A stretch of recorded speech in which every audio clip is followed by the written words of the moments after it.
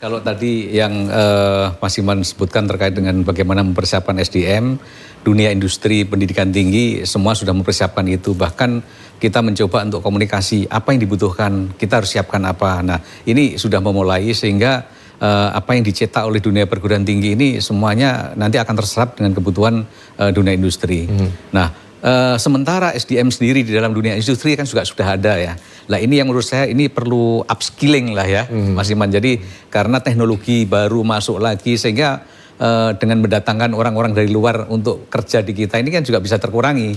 Sementara kita bisa mengupskilling orang-orang yang di dalam. Nah jadi mungkin yang model seperti yang disampaikan Bu Ani tadi bisa dengan cara bolehlah mereka masuk untuk tapi perlu transfer knowledge tadi. Nah sehingga orang-orang kita menjadi pandai juga. Kemudian terkait dengan beberapa yang ide dari Perindo tadi, saya juga menyoroti cukup menarik. Terutama sudah ada kerjasama dengan BRIN, kemudian dunia pendidikan tinggi untuk penelitian, pengabdian masyarakat maupun riset-riset ya terutama yang berdampak kepada masyarakat. Nah, sementara pemerintah sendiri sekarang dengan program pemerintah yang baru ini dana riset yang hibah ini luar biasa meningkatnya Mas Iman. Nah ini yang perlu diserap oleh dunia pendidikan tinggi.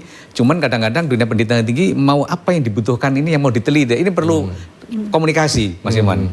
Dari sini sebenarnya kita tahu bahwa dari Perindo itu butuh untuk riset-riset seperti itu. Nah, di sini ada kesempatan untuk riset. Nah, sehingga butuh untuk diskusi sehingga akan menghasilkan suatu produk baru yang tentu akan sangat bermanfaat dengan program ini Mas Iman. Jadi kami melihat itu.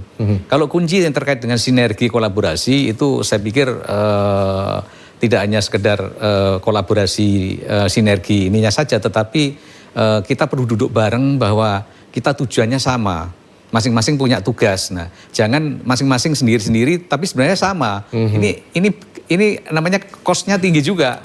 Energinya dibuang tinggi juga. Kalau konsep kita yang bicara seperti ini sebenarnya kita nggak lepas dari supply chain management Mas Iman. Jadi bagaimana kita mengelola rantai pasok ya dari satu titik ke titik lain sebenarnya ini tujuannya sebagai pilar untuk bagaimana cost menjadi murah. Nah, salah satu memang yang jadi ukuran adalah bagaimana barang dikirim tepat waktu, on time. Dua adalah quantity dan quality-nya nggak rusak. Yang ketiga adalah low cost. Nah ini yang mestinya menjadi apa? Saya lihat Pelni sekarang sudah luar biasa Pak. Dulu kita mengenal, masih saya kecil kan kita lihat kalau naik kapal Pelni kan hanya penumpang.